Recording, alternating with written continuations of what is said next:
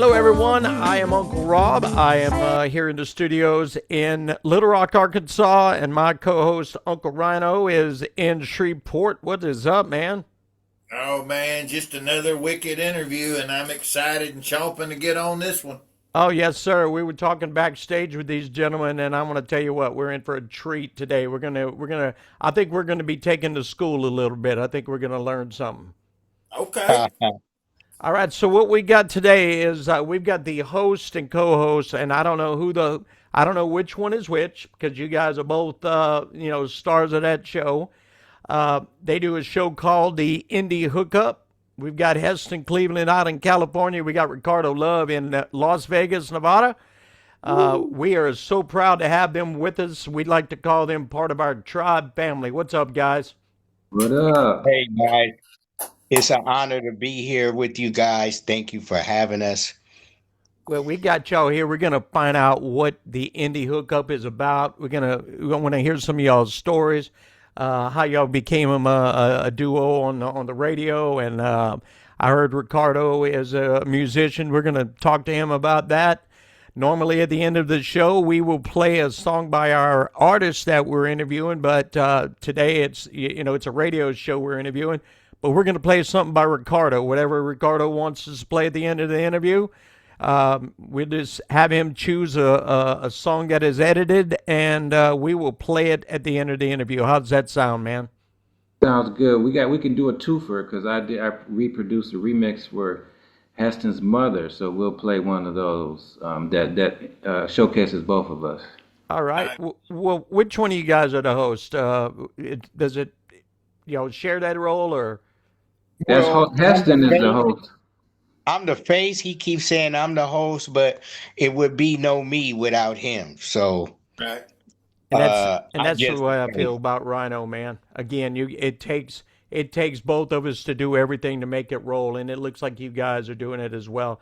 We've got your show running on one of our radio stations currently every week. I really enjoy the show. I enjoy the mix of the R&B music that y'all bring to our station.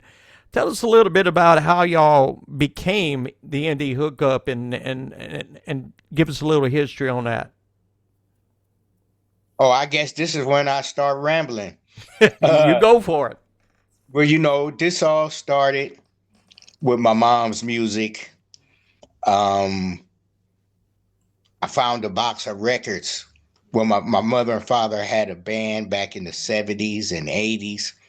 My father decided to do an EP. We in the 70s there weren't many mastering places around, so we had to drive down about 600 miles, drop off the reel to reels, and then come back 6 weeks later to pick up the vinyl.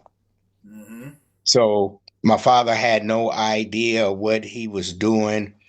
And eventually, he passed on and my mom got remarried and moved back and forth.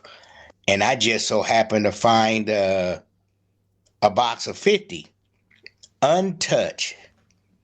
So I Googled, how much is a Carrie Cleveland album worth? $450. What? Yeah. And you got 50 of them. Yeah, you like me. I did the math. That's like 20 grand, bro. Yeah. And we start putting them in mom and pop stores, and this record label messaged us from the UK. They unearth or reissue local funk. They would come to the Bay Area, look for artists, and they found my mom. Yeah. So they reissued everything and we started going. And at that time, I wasn't, I didn't know anything about being online. So I decided I wanted to help. So I learned how to submit the music. And the first one, he said, Heston, I got the music, man. I loved it, man. We're going to tag you and you could RT. And I hung up the phone. I'm jumping up and down. And I'm like, wait a minute. What does that What mean? did he mean? Yeah, what did he mean by tag? And RT, what is that? So eventually learned, and people start watching me, showing love, the love a son has for his mother. So people just say, well, I have a suggestion? Can I help you? So I learned a lot.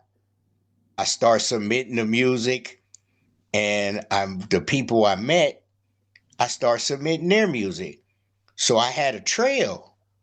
And then I met Ricardo through a mutual friend, K.E. Durham, which Ricardo and K.E. Durham are a group called Black Nova Entertainment. So K.E. Said, man, I love to do some recording with your mom. And I asked her, I said, Mom, what you think? She said, yeah, we could try. So we go to the studio. It was terrible. My mom tried, and I'm like, how do I tell my mom no? So one day she said, I want to go back. So I'm like, okay, we went back. Still nothing. So I'm like, Mom, maybe we should. She said, no, we're going to go one more time. So we went back, and she hit that note, and KE jumped up, ran down the hallway. And I'm like, we back. So we did a few songs with them. Ricardo came in. He had just moved to Vegas, and I had a friend that had a studio. I connected them. So for Ricardo's appreciation, he remixed 5 songs, Ricardo? 4 songs. 4.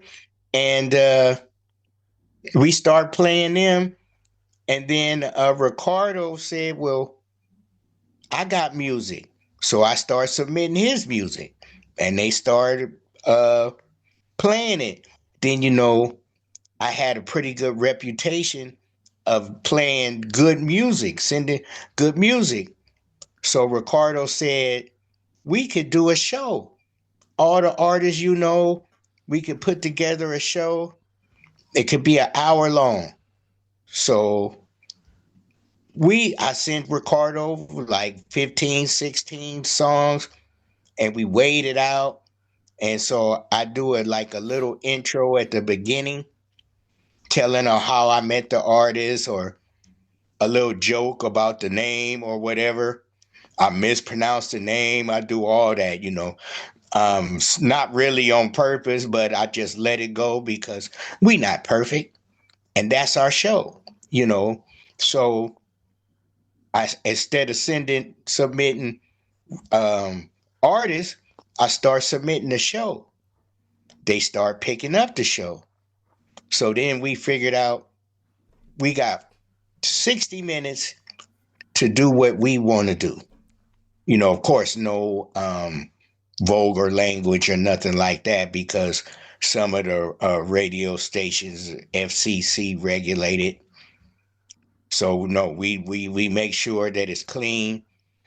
Every now and then I'll listen to it and being played, and I'm like, oh, Ricardo, we missed one. But it is what it is.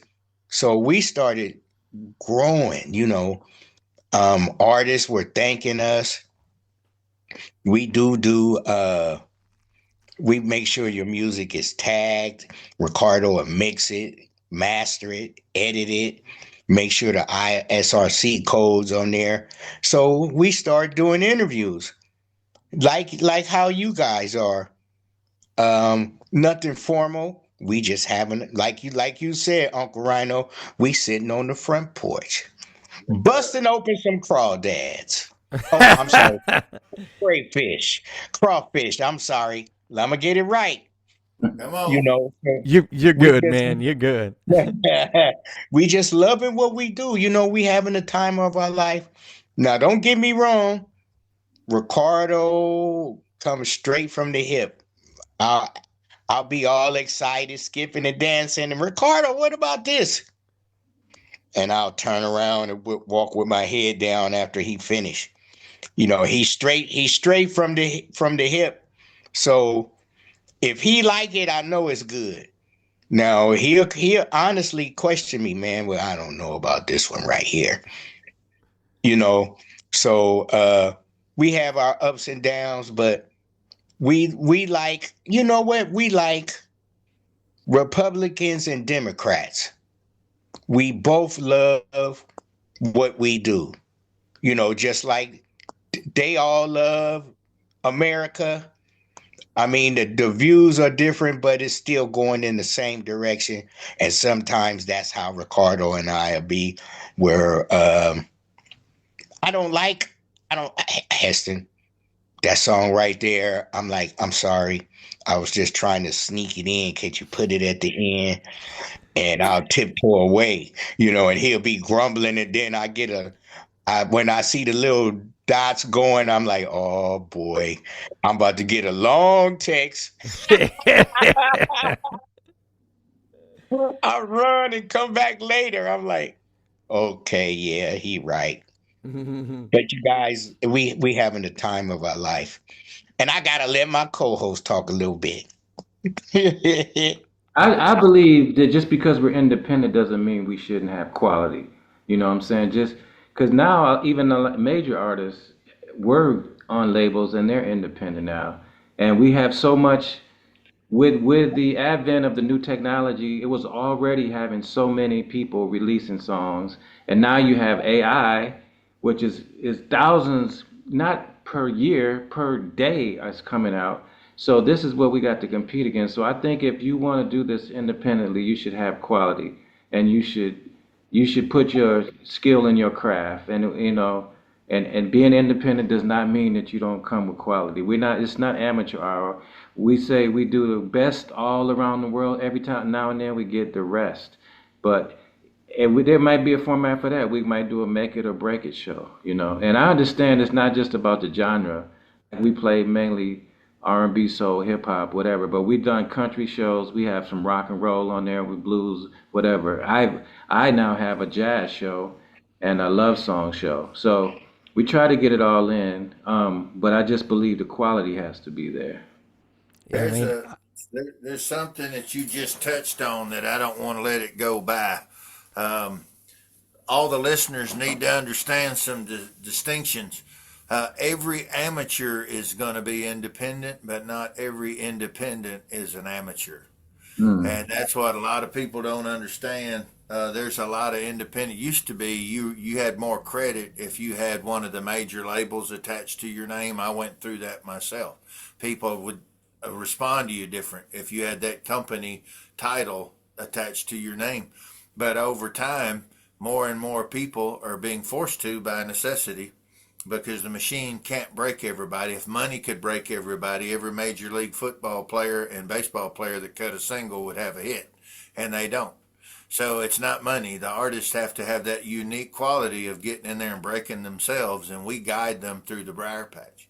That being said, at the same time, I'm of the opinion, it's just my opinion, but I believe that you, the individual, are actually the objective.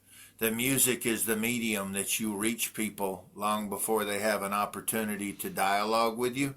Your music is a representation of the way your mind works, your spirit, and your heart. That's when they hear you sing, they get to see your soul. And that's when they connect with that. That brings them to you. And then through that, they get to meet you. And when they meet you, that's the part where they'll connect with and they'll identify with as an independent, not as an amateur. An amateur has got to put the work in. Practice does not make perfect. Perfect practice does. You have to sit there and work the craft, be disciplined, continue to try to beat the last best version of yourself. If you're continuing to compete that way in a marathon, not a sprint, then you'll be the only one on the track. It's just you racing against you. And we don't have an expiration date on us. That's the cool thing about being independent. Our obituary is the only expiration date. I mean, as long as we want to do it, and as long as we're loving what we're doing, it's ours to win, it's ours to lose. And so for that, I wanted to really touch on that. That to me, that was all wrapped in what you, Ricardo, was just saying. And I wanted to open that up a little bit more for the listeners. Wise words, wise words. You know, we're living that example. Hmm. I'm living with an 85-year-old lady that has two dates coming up. What? Coming up, singing live. My mom, Nice, nice. my my mom is an inspiration to every independent artist. I used to not really realize that, but I do now. I've talked to, I talk to a lot of artists. They call me, and some are Grammy nominees, Grammy winners, and platinum and gold artists. Hmm. One day I was driving, and a young lady, Tesla Nay. She's from Shreveport, Louisiana. She has two gold records. And I'm talking to her. We laughing and talking. And my mom is in the car with me. We go everywhere together. I say, Tesla Nay, say hi to my mom. And she's uh, starstruck. And I'm like, wait a minute. You can talk and you got all that hardware? Your mom is a legend. And keep trying to tell her that. I'm like, Mom, we go outside and I take a picture, your numbers go up. You know, people are really rooting for you. I mean, you still alive. You look like my wife. We go places. Tell your wife to come here. That's my mama, but thank you. You know, uh she run Ricardo tell you she run around, run, go, go, go, do. And her voice is still like 80% the same. Um, I'm living it and I can't believe it. I'm seeing it. We were at the hospital in the lobotomy for my stepfather, and they called the head lobotomist over because they was having trouble sticking him. And she looked at me and put her glasses down. She said, "Wait a minute, baby. I know you. Where your mama at?" And I just died laughing, because she's like a local celebrity. And we've been Hmm. on the news and everything. All kind of articles have been written up. That's where my claim to fame is, speaking on my mom. I get people messaging me saying, "We wouldn't know who your mom was if it wasn't for you."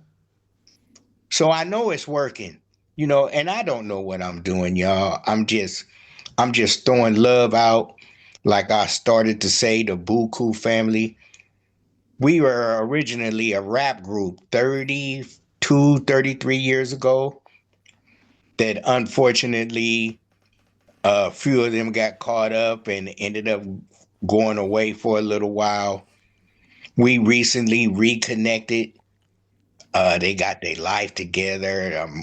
His son, his wife, the kids, and then a few friends that I know. And we got a friend, mutual friend, Ru Quina. He's he teaches at schools. He does rap. He has a thing called Hip Learning. He's like a sort of like an activist and I'm sorry, and a great uh voice, a rapper, rap with a message, so we're doing things, they got my mom singing. We do performances. They give away food. They have doctors speak.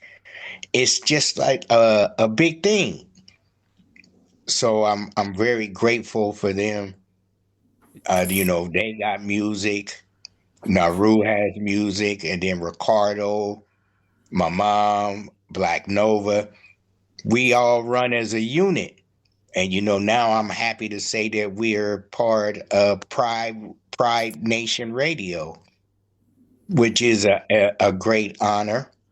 I appreciate you guys. But Uncle Rhino, hold on. Let me get on you. I got to get on you. I Okay, go ahead. noticed. I noticed you've been watching me for a long time. I Yes, seen sir. you liking posts. I'm seeing that, and I'm seeing the name. And I don't know. I never really looked at your page. I just knew you supported my man Phoebe. You know, my Nigerian buddy, him and Mhm. his sister. Yes, And sir. so then you finally reached out to me, and we started talking. And you said I got a radio station, and I said, "Why the you telling me now?" I'm like, "What took you so long?" Because I've been watching you watch me. Um, I'm glad you finally reached out, and we here now. I got another guy like that Ricardo knows. Jeffrey Panzer. He's Mr. Music. He the likes of Lil Wayne, Usher, Paul McCartney, um, Kiss, Rolling Stones, who's who in the music industry. Yeah. And he messaged me, Heston, I love your mom. Yep. And I'm like, well, thank you, sir. And he told me about a young lady that I like for y'all to meet, Stella Soleil. Mm-hmm. She's the one that Uncle Rhino. She's the one that has the video show that I submitted your music to. Yes, sir. She loves it. She told me, tell him I'm gonna play it and love it. You know, they I, told him I help her. So I got a guy in London, Mark Bradley, eTunes Music, big promotioner. I said, man, yeah, Jeffrey Panzer got an artist named Stella Soleil. And it was 8 hours difference, so I didn't get a reply. So when I woke up, I had a text, and it said the Jeffrey Panzer with a question mark. I'm like, I better Google him to see. And I Googled him, and I'm like, oh, this is the man.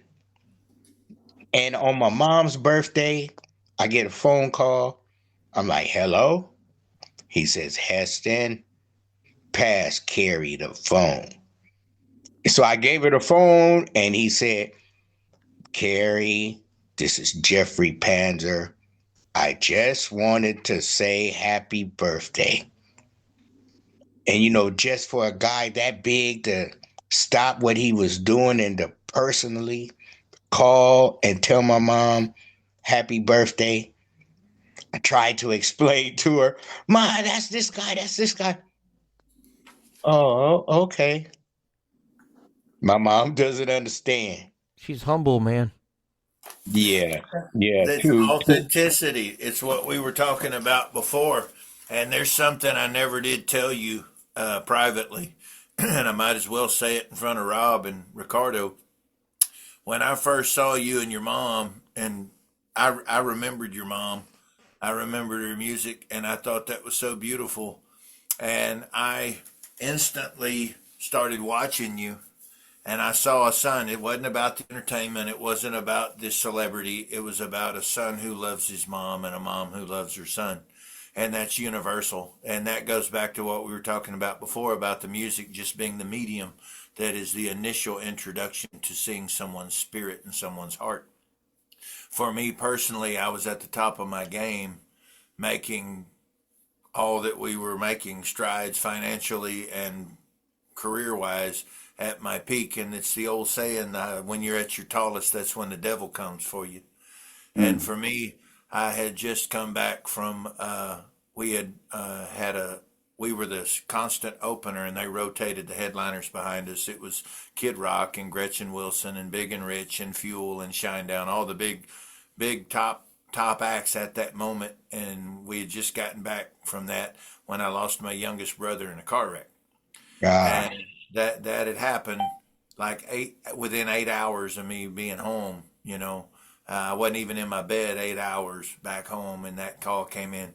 And right behind that, my wife and I lost a set of twins in the second Mm. trimester going into that. And then the big one, well, all of them were very big, but the one that touches me that's a connection to you is for a long time, it was just me and my mom when I was growing up. She was my first best friend, just like Carrie is yours. And my Mm-hmm. mother also could sing, I mean, to a biblical, iconic level. She was incredible. And Theresa, my mother, um, she left way too early at 59. And she left with me. I had sung her to sleep with my guitar on June 28th, 2009. And that night she passed with me holding her and kissing her and telling her how much I loved her and how proud I was to be from her. I got to see a son honoring his mother the way that I did. And when I lost my mother and I put that guitar back in the case, that was the beginning of me walking away from everything. And I just walked away. It wasn't a roar out like you thought it was going to be, where it was Madison Square Gardens or something. It wasn't going to be one of those. Turned out, it appeared my last show was going to be sitting on a cedar chest at the foot of the bed in Bossier City, Louisiana. And I sang my Mm. mother to sleep. And then when she left, so did my love for what I was doing. And I put it all to bed, and I was gone for a decade and a half. And I saw someone who had, you have the gift of having your first best friend every day. And every day I see you honor your mother. And that was what spoke to me first. That's what happened to see the way that you and I was exposed to your story. And I fell in love with your family that way. So I began to silently support, because that's what I do. Light recognizes light. So Mm-hmm. when I saw you, I saw you. And so at that point, you didn't have to know me. You didn't have to know what I was from, what I'd done, where I was from. All you needed to know was somebody appreciates the love you have for your mother and the love she has for her son, and I'll push that all day. That's why I didn't tell you all the other stuff that came into the conversation later, because that's the stuff that really wasn't that important. Right. Well, I really appreciate you. I got tears in my eyes now. But they're tears of joy because that's what family is all about.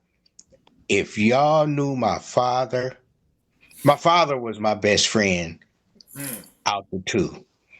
My dad had an entourage. When he hit the corner, it was 5 or 6 people behind him following him. He was the neighborhood dad. He was a probation officer. We had judges to hardcore criminals coming to the house, and they all said the same thing. My father had a quote: "You are somebody. Yep. No matter what they think about you, you are somebody." Yes, sir. You know, I got a book, you guys. It's done. I'm waiting. I'm trying to submit it to a couple of publishers and see what the best deal is. I messed around. I got a hell of a story. I'm sorry. I wasn't supposed to say that, You but good? No, that I word's got fine. okay. I got a story, my what my father did, like how I was sharing at the beginning before we came on, all that. But when I lost my father, I became an addict. And my claim to fame was I'll smoke you. What? Put that thing on there. I blast off.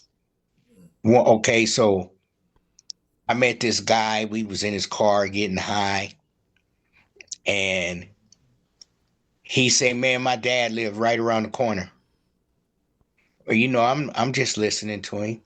He said, "Man, he was a good man," and I'm listening, and I'm like, "Yeah, he talking about my dad." And so he said, he always told me that I was somebody. I pulled out my driver's license and put it on the thing. I said, that was my dad. That was my dad. That's where I live. That's right around the corner. And he was like, man, well, that's not my dad, but I love him, man, because he always lifted me up. And I knew that.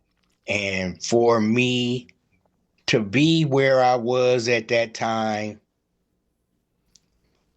I was ashamed that I got that low. So, I'm still out there in the streets. My stepfather had got really sick. And my mom said, I need you, come home. So I moved in with her, started helping them out. And she didn't know the love from her cleaned me up. All that 12-step stuff, all that. When you ready, you ready. I was Yes. ready. I was ready. You have to want to. And yeah, so the music came, and when the CDs came, when they reissued, we got our little, our 20 CDs and a few vinyls. I jumped in the car, and the car had the best stereo, and we live on this highway, 50-mile long highway. I hit the corner and took off, turned it up, and I'm like, we got something here. That's my mom. Oh my God. That is my mom. So I decided I got it. I went to bed that night and I talked to my dad. I said, I promise you, the world is going to know about you guys. I made that promise to my dad. I don't know what I'm doing, but we in the boat and we going downstream, and where it stop is where we'll be. So here I am. And We you're going. and I and got you are where you're at because you're original, you're genuine, you got real life story there, and you're obviously dedicated and devoted to your mom, man. Yep. And I promised I promised Ricardo and KE, because I don't know if you guys, well, I know you guys have seen the video of everybody in blue. That was done out of love. That man fell in love with my mom, and I guess that drugged me along. Mhm. He paid for everything. Everything. We did 2 videos in one day. We started at 4:30 that morning. We got home about 1 o'clock that night. And I'm looking at my mom. She was 82 at the time. You still up. You still go. I was dead tired, but I couldn't lay down on my mom. I had to be up. Yep. My mom's still up. Oh my God, they did 2 videos all day long. Ricardo was there. I'm like, I got to share this story. And then the story is my mother and father love for each other, their love for music, and my love for them. That's it right there. It's 45 years in the making, and we are where we are. I ended it on being rediscovered. We've done television interviews, did a bunch of stuff, and every day another chapter could be added. So I stopped it there, and I'm going to finish it from the beginning of the startup to today. Yes, sir. Of course, the Indy Hookup is a big part of that, because I couldn't keep playing the same music. People get tired of it.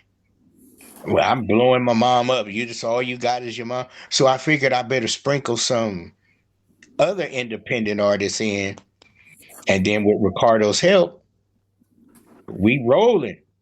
You know, um, it's all love, and love don't cost you nothing. I got a saying, um, you could pay somebody to do it, but if somebody reach out to you and do it for love, that's way more better. Yep. And the Always. job will be done. The job will be done better. Because of the love they have for you, they want to make sure it's right. They're doing I it got because they want to do it, not because they're getting right. paid to do it. Not forget, right. And that's how we feel at the Indie Hookup. No, you don't have to pay. Uh, we don't want your music. Not if you paying us because we might not like it. And then if I take the money and Ricardo don't like it, I'm the one that's getting beat up. Yep. The original concept was cooperative marketing. So we figure you can only do so much because of the algorithm on social media. You can only do so much and you can only reach so many people. So the original concept, you don't pay us to play you, but you share at least to show that you're on. So we have exponential growth. If everybody does that, then you might have only 500 people. This person got 5,000 people. This person got 500,000. And as we exponentially grow, we help each other. Cooperative marketing, and we don't get the full participation that we desire. But we have some artists that are real special, and they do a special promo for us. That's then we got a fire track. We give back to them and say, hey, this is a fire track. Then we got artist showcase tracks. So we try to use our platform to promote them, and it's supposed to be circular. I know you know about that, Ryano. Yes, sir. Well, that's the thing is all these artists don't understand. It's like the YouTube channel that this interviews, the video of this is going to go on. If you're not going and subscribing to the YouTube channel, I mean, you're not reinvesting in yourself and in the platform that's trying to help, market you. And so often we live in the society now. We are all of us are from a different generation where we had to get up and leave the house to go do something. We had to do heavy lifting if it was worth doing. But the kids now they get the lunch delivered to the house. They get they act like you twisting their arm to like and share something by one or two clicks. They act like you asking a whole lot, and it's not. And you know what? If you don't appreciate and you don't support, even if the song itself doesn't immediately hit you from an artist. I'm not talking about a singer. I'm not talking about somebody that's a wannabe. I'm talking about an artist that's putting in the work because artist is more than just music. And it's the whole creative process and putting in the work. And they stand head and shoulders above the others. And if you're not giving that artist a little bit of your time just to keep that part of the universe healthy and going, then you're your own reason why one day the music will be dead unless it's created by a computer. Hmm. Right now, at least so far, AI doesn't have a soul, and I love AI myself. I absolutely love it because when I'm doing pre-production, I get to do what I'm doing faster than the old way that it used to be, but I'm a composer using artificial intelligence. I'm not someone using it to write my lyrics and using it to create my melodies. At that point, you're just the person that paid the $15 a month for the membership. You're not really the composer or the artist. And so I'm a big advocate of point of origin being humanity. You know, you'll always ensure that you have heart and soul in it because AI doesn't have that designed into it yet. Maybe tomorrow, but not today. As of today, 1 out of 100 times, 1 out of 100, for me personally, I feel like John Henry, I can still whip the machine at least once out of 100. The other 99, I might get beat up, but that one time I'm going to kick its butt. I think You it's know? going to be like the eventually it's going to be like the artist is just being a real artist is going to be the commodity because AI could do it so much. It has already sampled our soul. When it first came out, it's growing so fast. I could really hear right away. I could hear, you know, it had this little phase to it, and I Yes. could hear it. And now it's getting so better. When I'm searching for my songs for my other two shows, Jazzy Vibes and Love Vibes, it fools me. I'm like, man, I want to play it. Oh man, that's and I do a Google searches. This AI artist, they don't even got sophisticated enough to make social media platforms to make them look like a real person, and they change the artwork up a little bit. So it's getting more difficult because they have sampled our soul, you know. So it's not AI that created it. It's basically it's like a giant sampler. They took a little bit of your song over here, a little bit of my song over here, and they put it all together. So I think commodity in the future will be like, man, this is a live person doing live music. Live venues will come back. Live music will come back.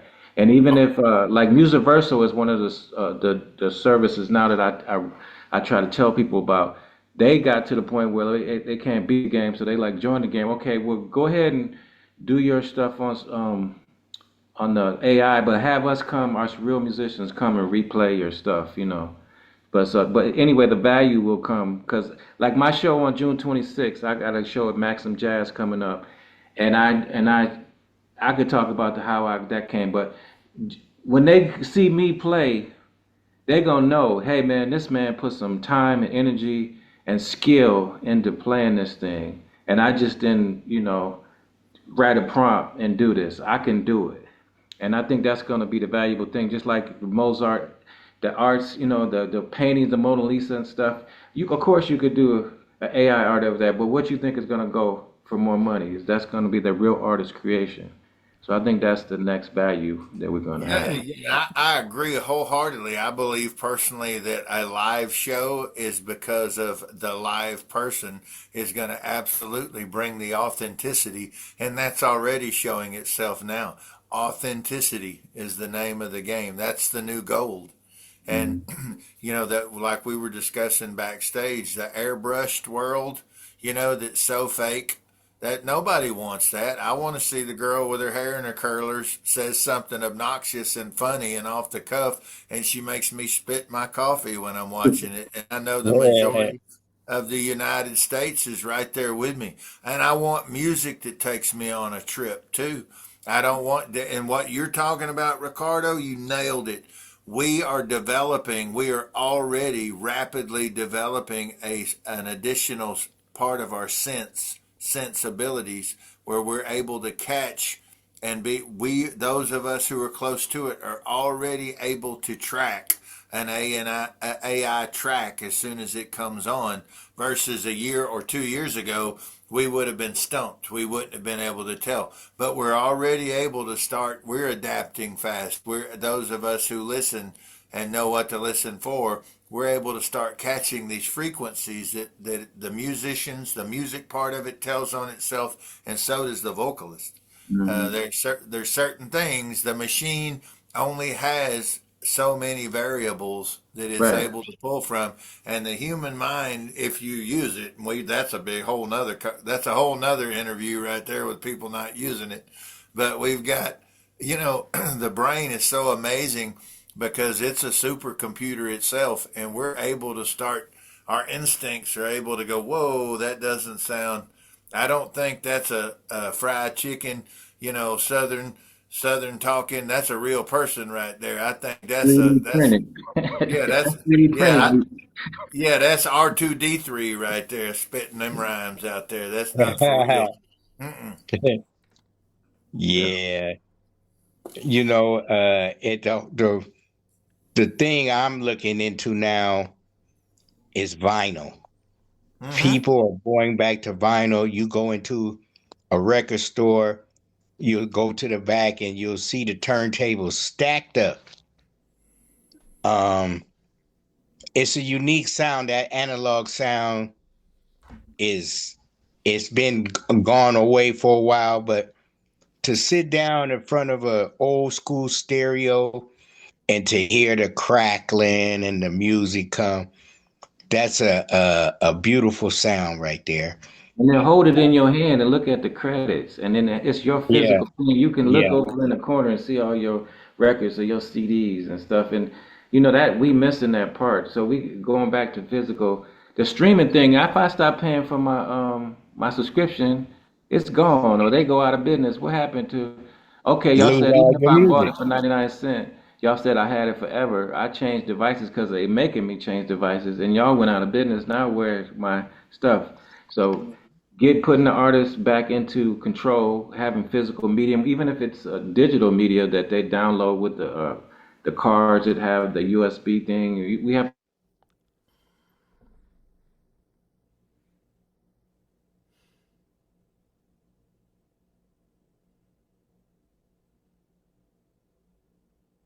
the streaming thing was the biggest ripoff. That was a heist. And then we don't even know how many stuff we thought Drake was so hot, and he was, but we finding out a lot of those was bots. And I mean, more than half.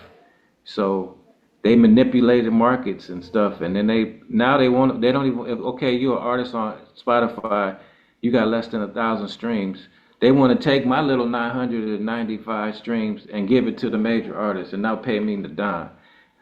We hustling backwards. We used to say making a dollar out of 15 cents. We spending a dollar to not even make 15 cents now. And from one party you're doing it for the love, but we want to be able to not go to a day job and be able to sustain ourselves. And this is the biggest crime to humanity in music for damn sure. That this new thing, and it changed. I'm about to be 62 on June 25th. The game changed right in front of my face when I'm ready to become an artist. Now I can't even go hustle in the old school way. I got some friends I'm going to introduce y'all to. That's the cool thing about being in the tribe is you got cousins you ain't met yet. Oh yeah.